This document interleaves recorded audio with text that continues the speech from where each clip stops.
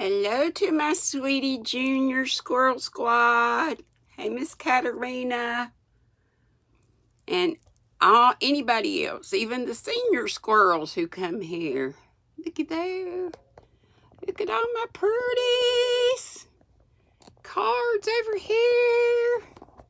Cards over here. I'm going to have to put some right down there. All my beautiful squirrels, my sign. That's going to be where I'm going to hang some pins. That's a thermometer, so I can tell my beautiful cross up there.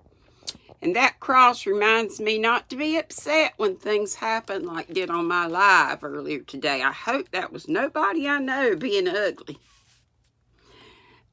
I prefer to think that it was robot troll, as some of you said. Because I sure haven't been ugly to anybody else. Of course, that don't always mean anything, does it? But because of that cross up there and what it represents, I don't have to worry about any of that. Because the good Lord takes care of me.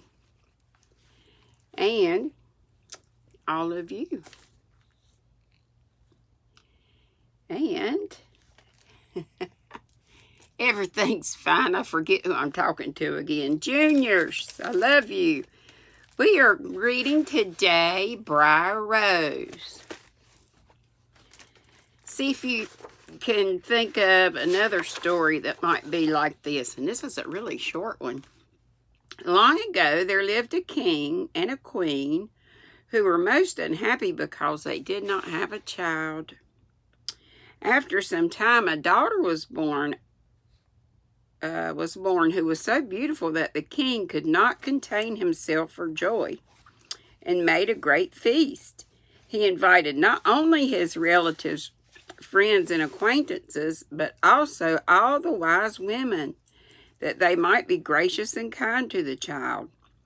Now there were 13 of them in his kingdom, but because he had only 12 gold plates for them to eat from, one of them had to stay at home. That's going to cause some trouble. The feast, why does this happen every time I read? The feast was splendidly celebrated, and when it was over, the wise women gave the child their wonderful gifts. One gave her virtue, another beauty, another wealth, and so on with everything that people want in the world. But when 11 had spoken, suddenly the 13th came in.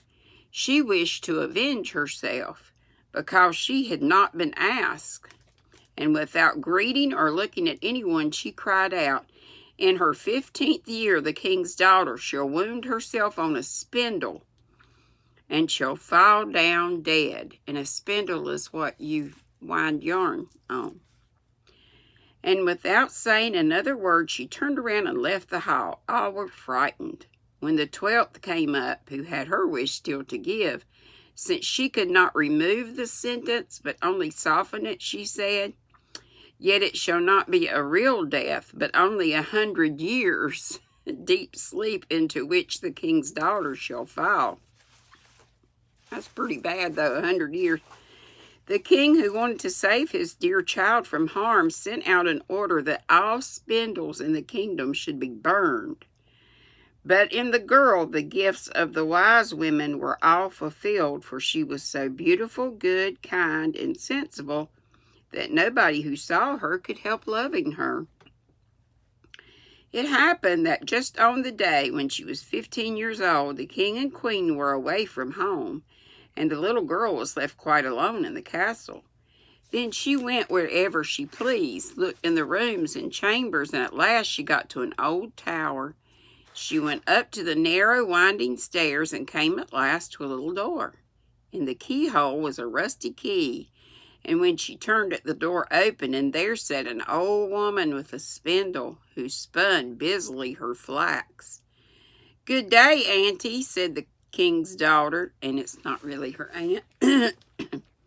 "What are you doing there?" "I'm spinning," said the old woman, and nodded. "What sort of a thing is that jumps about so gaily?" said the girl.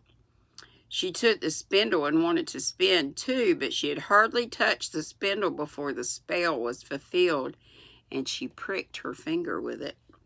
At that instant, she felt the prick.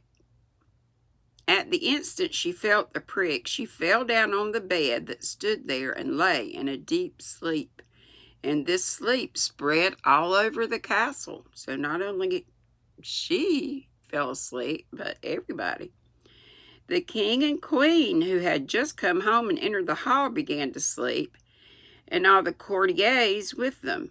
The horses went to sleep in the stalls, the dogs in the yard, the doves on the roof, the flies on the wall. Yes, the fire that was flickering on the hearth grew still and went to sleep.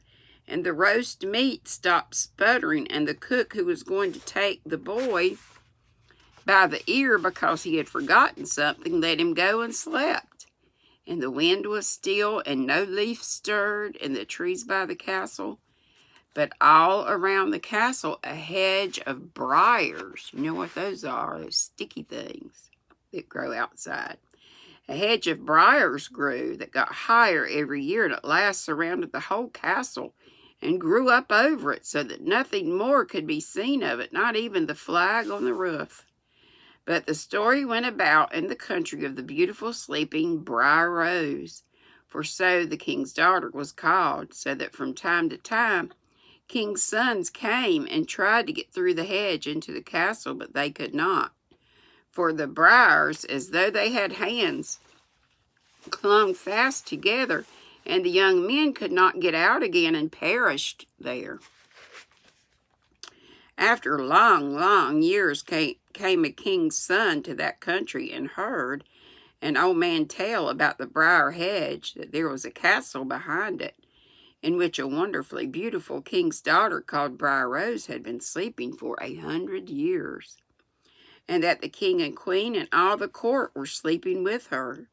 He knew, too, from his grandfather that many king's sons had already come and tried to get through the briar hedge, but all had been caught in it, and no one had ever seen them again. Then the young man said, "I'm not afraid. I will go and see the beautiful Briar Rose." The good old man might warn him as much as he pleased. He did not listen to his words. But now the 100 years were just past, and the day was come when Briar Rose was to wake again. So when the king's son went up to the briars, they were only great, beautiful flowers that opened of their own accord and let him through unhurt. And behind him they closed together as a hedge again. In the yard he saw the horses and the dogs lying asleep. On the roof perched the doves, their heads stuck under their wings. And when he came into the house, the flies were sleeping on the walls. You'd think they'd fall off. In the kitchen, the cook still held up his hand as though to grab the boy, and the maid was sitting before the black hen that was to be plucked. Then he went further, and in the hall he saw all the courtiers lying asleep. And upon their throne lay the king and queen. Then he went further, and all was so still that you could hear yourself breathe. And at last he came to the tower and opened the door of the little room where Briar Rose was sleeping. There she lay, and she was so beautiful that he could not take his eyes off her. And he bent down and gave her a kiss. But just as he touched her with a kiss, Briar Rose opened her eyes, awoke, and looked at him very kindly. Then they went downstairs together, and the king and queen awoke, and all the courtiers, and looked at each other in astonishment. And the horses in the yard got up and shook themselves, and the dogs sprang about and wagged their tails. The doves on the roof pulled out their heads from under their wings, looked around, and flew into the field, and the flies on the wall went on crawling, and the fire in the kitchen started up and blazed and cooked the dinner.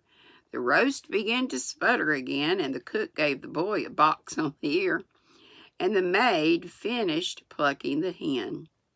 Then the wedding of the king's son with Briar Rose was splendidly celebrated, and they lived happily till their lives' end, or happily ever after. Be sweet, don't be ugly, and have a good weekend. Mwah. Love you.